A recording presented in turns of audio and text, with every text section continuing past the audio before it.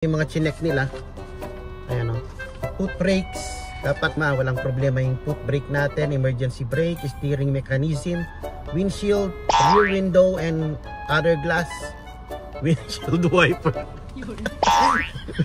tail light, headlight, ayan lahat, turn signal, stop light, front seat adjustment, doors, open, close, lock, lahat yan dapat good condition, horn, speedometer, bumper, tignan nyo pati bumpers. Anong kinalaman ng bumpers? Ayaw, diba?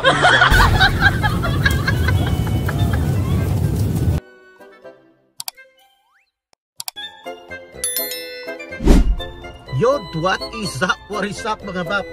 Welcome back to my channel. Woo! You know, it's nice to be back mga baps. Today is Monday. Monday na ba ngayon? Yeah, Monday ngayon. Kanina pa ako nagbabiyahe. Madaling araw kasi si manager hinatid natin as usual. Madaling araw siya sa work niya. So paghatid ko mga 4:30 is dire-diretso na ako nagbiyahe. Ito, naglilip tayo mga bab. Ito yung ginagawa natin pag day off natin, no? Alam naman ito ng mga ating viewers. Sa mga hindi nakakaalam, naglilift tayo and Uber Eats mga bab. So ngayon, malapit nang mapaso ang ating Uber Eats tsaka Lyft vehicle inspection. So ito, may form ako dito, ayan, vehicle inspection para sa ating kotse, para sa ating vehicle, para ma-inspection siya.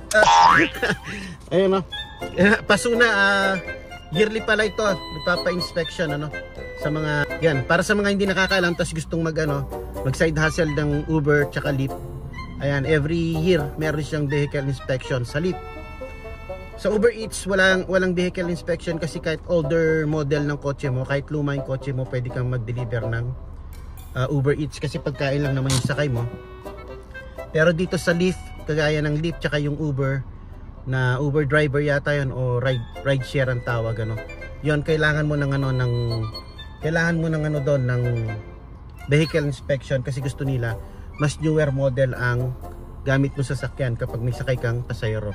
So isa sa requirements 'yon, Tapos may meron din siyang background check, ganon, license, tapos vehicle insurance. Yan yung mga natatandaan ko mga requirements. Yun, nabanggit ko lang sa mga gustong mag-lift, mag-sideline, mag-side hustle, mag part-time ng Lyft, yun ang mga requirements. Tapos kung medyo old model or medyo older yung sasakyan mo, pwede ka pa rin mag side hustle, kaya lang Uber Eats, mga pagkain lang ang yung yata downtown, check ko lang. So hindi ko siya kinuha kasi downtown siya, medyo umiiwas ako sa downtown. Alam niyo naman sa downtown dito is masyadong komplikado yung daan, tapos napakaraming mga MMDA I mean mga pulis. So konting pagkakamali mo lang doon sa mga stoplight, daming stoplight doon Tapos complicated talaga yung daan, ang hirap ng downtown dito. So ayan, nag-turn off muna ako ng ating apps para dire-diretso na tayo doon. So samahan niyo ako mga bab, pakita ko na sa inyo kung paano magpa-inspection ng kotse para tayo ay magtuloy-tuloy sa ating side hustle, Kasi pagka napaso yun, in 3 days kasi mapapaso na siya. So pag napaso, hindi tayo pwedeng magbiyahe. Pwede tayo magbiyahe Uber Eats. Pero ang nabanggit ko nga sa mga dati kong vlog, yung Uber Eats kasi mostly dito malakas pag gabi, afternoon, ganon, kasi dinner time. Yun ang order ng mga tao, mga dito, kasi dito kumakain sila ng mga bab. Halos dinner ang kain talaga ng mga tao, hindi sila masyado sa almusal tsaka lunch, di kagaya natin mga Pinoy, times sa day tayo kumakain, lalo na sa Pilipinas. Pero dito halos ma-adapt mo na rin pero parang hindi adapt parang na-adjust talaga yung oras kasi nga busy rito mga bab. Kagaya niyan, di pa ako kumakain. Ang breakfast ko is coffee lang kanina. Umuwi ako saglit, nag-coffee tayo, tapos balik pasada na naman. So 11:35 na, medyo bumagal na rin. Pero pagtapos nitong inspection natin, titignan ko kung makakabiyahe pa ako ulit. Dahil ito yung ginagawa nating side hustle or part-time na tinatawag sa Pinas. Part-time ano tawag natin eh. Part-time. O kaya sideline, ayun, sideline. Dito naman side hustle. So yan. Ito tayo ng GP Lobe. Samahan nyo ako. Kung hindi ako nagkakamali, last year ang binayaran ko nasa 29. Mga ganun lang naman yun, mga ganun lang naman yung price ng cost ng vehicle inspection. Kaya yun, tips sa mga gustong mag side hustle ng Lyft o kaya Uber. Yan, may idea na kayo mga babs, So malapit lang yun dito, yung GP Lobe, kung saan ako nagpapa-change oil din ng kotse Ayaw, di ma. So yun, update ko kayo mamaya, malapit na tayo. Ito na yung GP Lobe, sa harap natin, nasa left side ko. Kaharapan lang ng to mga babs, Walmart McHenry, kung saan tayo nag-work before. So Walmart McHenry. Tagal na ako dito nagpapa-change oil mga bab. Kung ilang taon na kami dito, kahit si Itim, dito ko na rin pinapa-change oil kasi wala pa naman ako na-encounter na mga pangitang ugali So ma-entertain sila. Kaya dito na ako magmula noon, papa-change oil. Dito na rin ako nagpa-inspection nung simula akong nag-side hustle. So tatanungin ko, mukhang wala naman silang pasayro, customer, baka pwede naman tayong mag next in line na kaagad.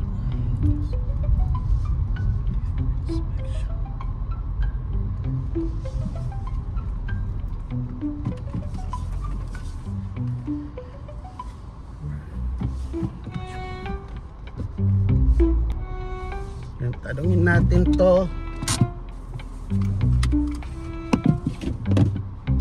Hi, you do inspection right for Lyft? What if I'll let you do the Uber and Lyft? How much will I add? They're both $39.99. Maybe just do the Lyft first. Yeah, just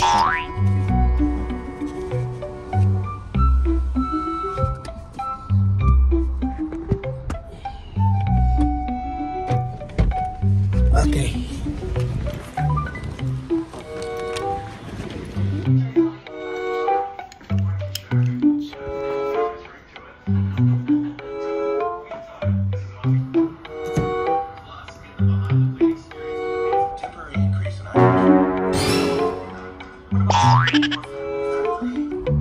Yo, what is up mga bab? Bilis lang, tapos na.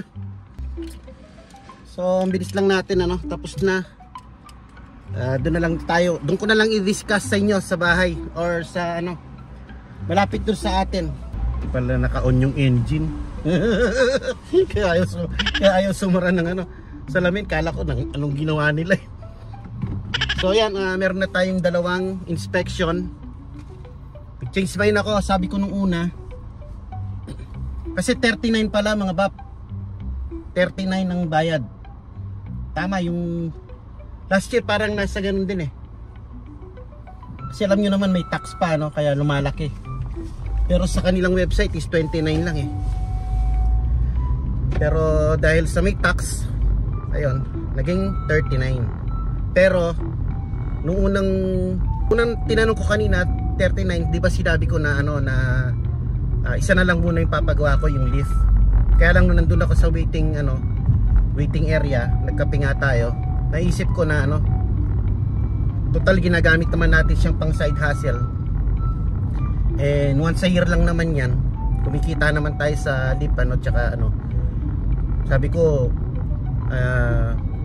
gawin mo na rin pati yung yung Uber para makapag ride share na rin tayo sa Uber, hindi lang Lyft yung inihintay natin na na pasahero. So mas bibilis yung biyahe natin. Tsaka sa tingin ko dito sa area namin mas malaking singilan ng Uber kasi si manager sumasakay din siya ng ganyan rideshare ng Lyft tsaka Uber na, so alam niya yung comparison na mas malaki daw ang singil ng Uber. Kahit yung mga pasahero ko, minsan sinasabi sa akin, nagtataka sila bakit mas murang singil ng ng Lyft kaysa sa Uber.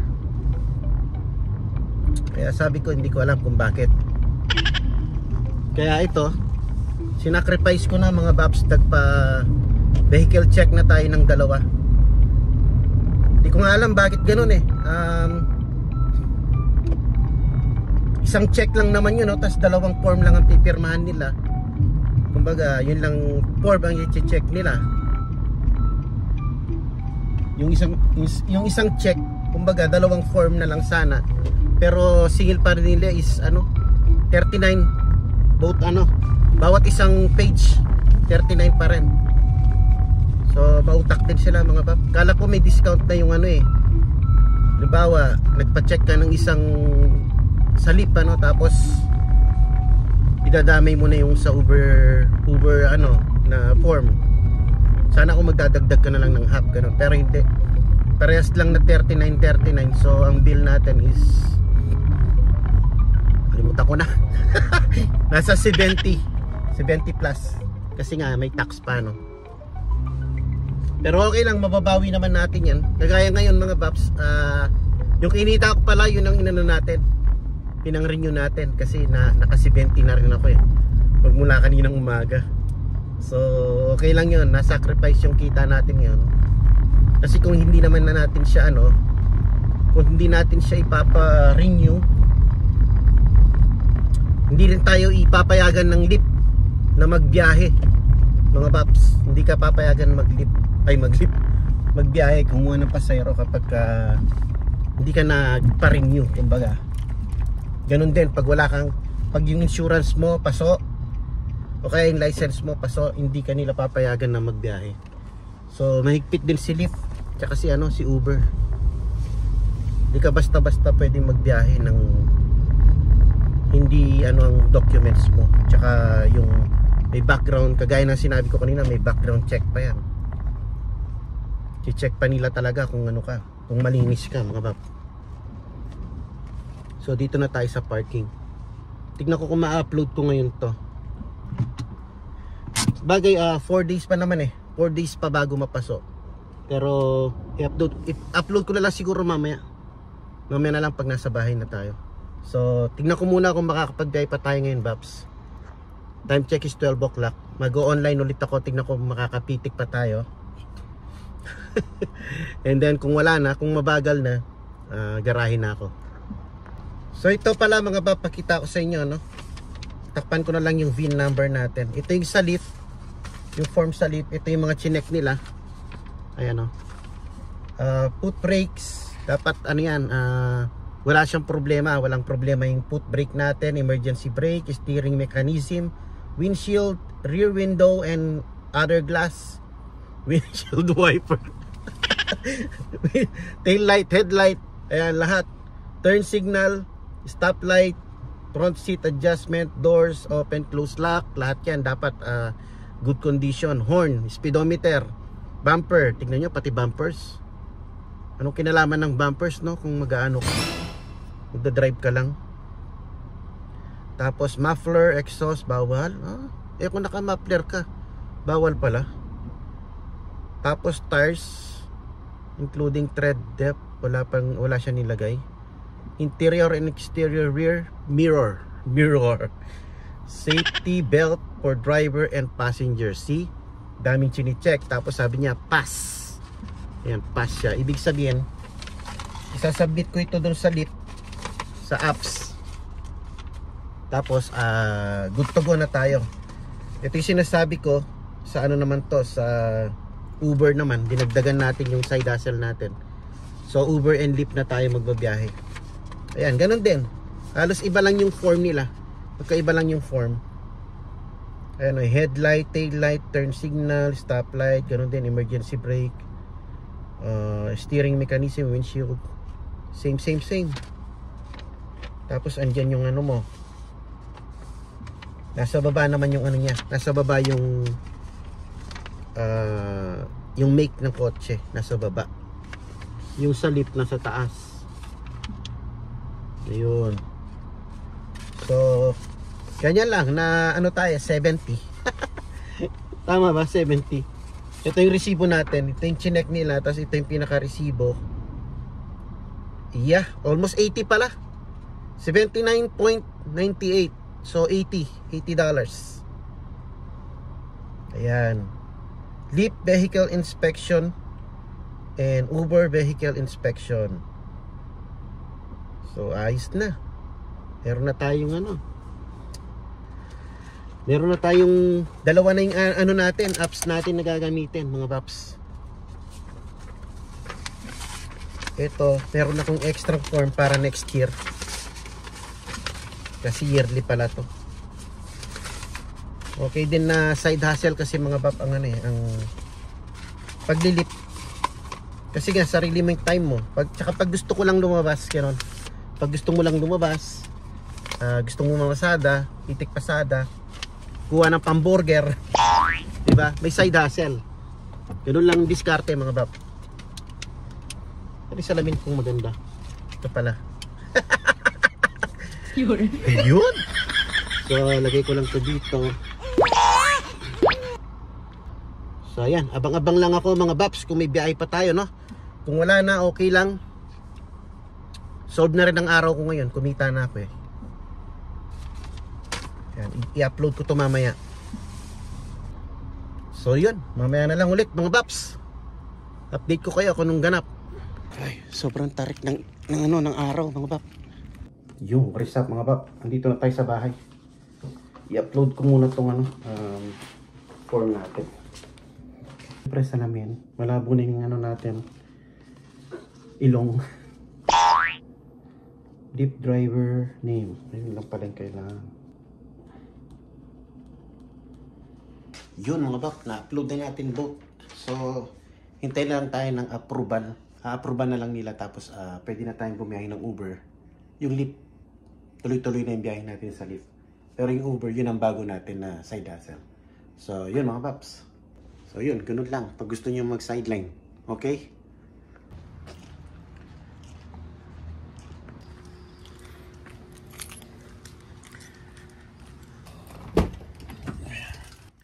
Yo, what is up mga bap?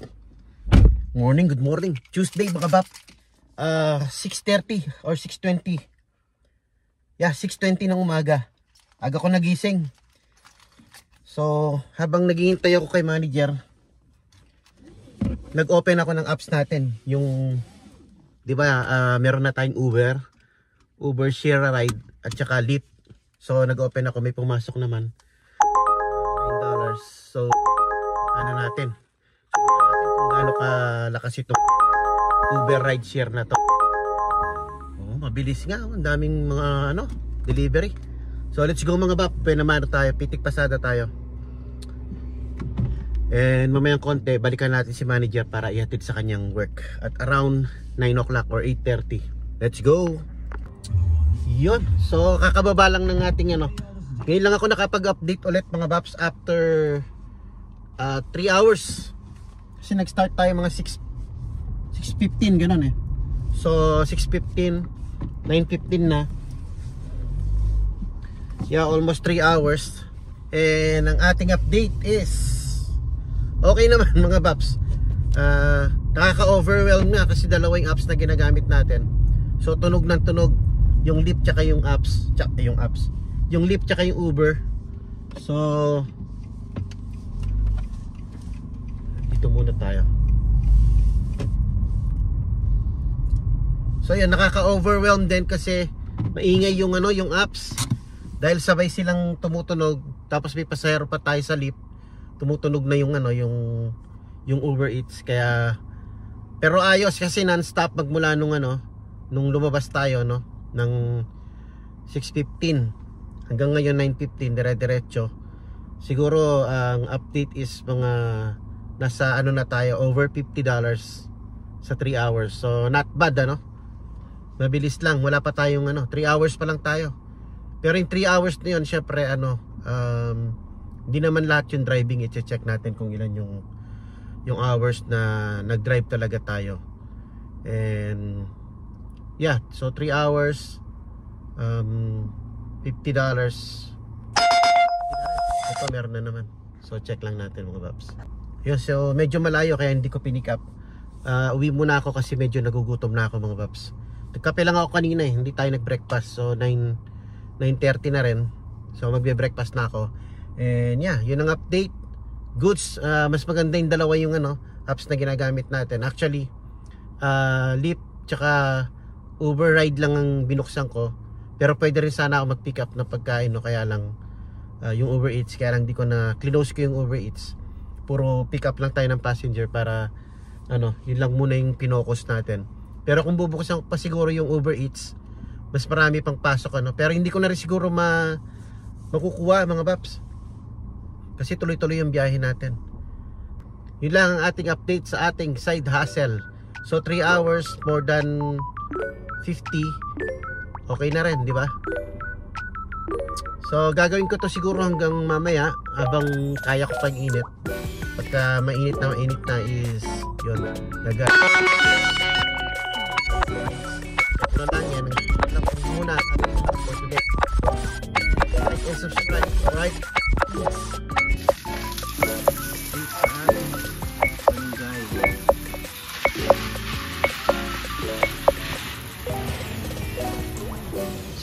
Sili yata yan.